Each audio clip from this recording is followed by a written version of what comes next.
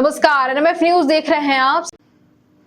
भिंड से खबर है, जहां पर कांग्रेस पार्टी में लोकसभा प्रत्याशियों का है टोटा। भोपाल भिंड दतिया लोकसभा क्षेत्र के महगांव विधानसभा में भाजपा के लोकसभा चुनाव कार्यालय का उद्घाटन करते हुए प्रदेश सरकार के नवीन एवं नवकरणीय मंत्री ऊर्जा मंत्री राकेश शुक्ला ने कांग्रेस पार्टी पर तंज कसते हुए कहा है कि कांग्रेस पार्टी के पास अब कहने को कुछ नहीं बचा है। उनकी पार्टी में तो अब लोकसभा प्रत्याशियों का ही टोटा है। उन्होंने पार्टी कार्यकर्ताओं को संबोधित करते हुए कहा है कि पिछले 10 वर्षों में प्रधानमंत्री नरेंद्र मोदी के द्वारा किए गए कामों को सोचने और समझने की आवश्यकता है, क्योंकि मोदी है तो देश के साथ साथ माता बहनें युवाओं का भविष्य भी सुरक्षित है। 10 वर्षों की तुलना हम पिछले 60 साल की सरकारों से करें तो प्रधानमंत्री नरेंद्र मोदी का पलड़ा भारी है। वहीं उन्होंने कहा है कि विकसित भारत संकल्प यात्रा के दौरान प्रसार को तो किया ही है, लेकिन इस बीच ग्रामीण क्षेत्र में कहीं कोई कमी नहीं रह गई है और उसको भी पूरा करने का प्रयास केंद्र और राज्य सरकार कर रही है।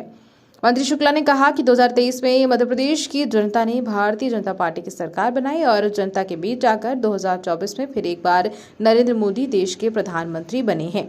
इसके लिए पार्टी कार्यकर्ताओं को प्राण तन से जुटना होगा। भोपाल से राजेंद्र जैन की रिपोर्ट। मोदी जी ने क्या किया ये बताने की आवश्यकता नहीं है, ये सोचने की और समझने की आवश्यकता है।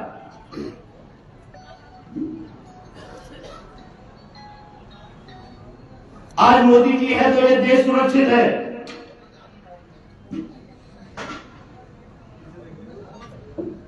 इस देश में माताएं बहनें युवाओं का भविष्य सुरक्षित है और अभी आगे विकसित भारत यात्रा के माध्यम से जो विकास कार्य किए, उस विकास कार्यों में कहां ग्रामीण क्षेत्र में गांव-गांव जाकर मोदी जी का रथ घूमा और सभी भारतीय जनता पार्टी के कार्यकर्ता और सबने मिलकर जो और कमियां थी उनको दूर करने का प्रयास किया और हुआ भी।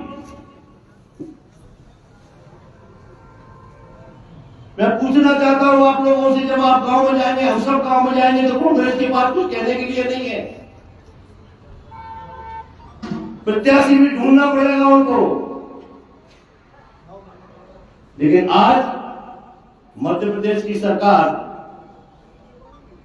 लगातार, चाहे माताएं बहनें हो, लाडली बहना के माध्यम से हो, चाहे अन्य किसी माध्यम से, लगातार सरकार विकास कर रही है और केंद्र सरकार की भी कर रही है। अभी आदरणीय अवधेश सिंह जी कह रहे थे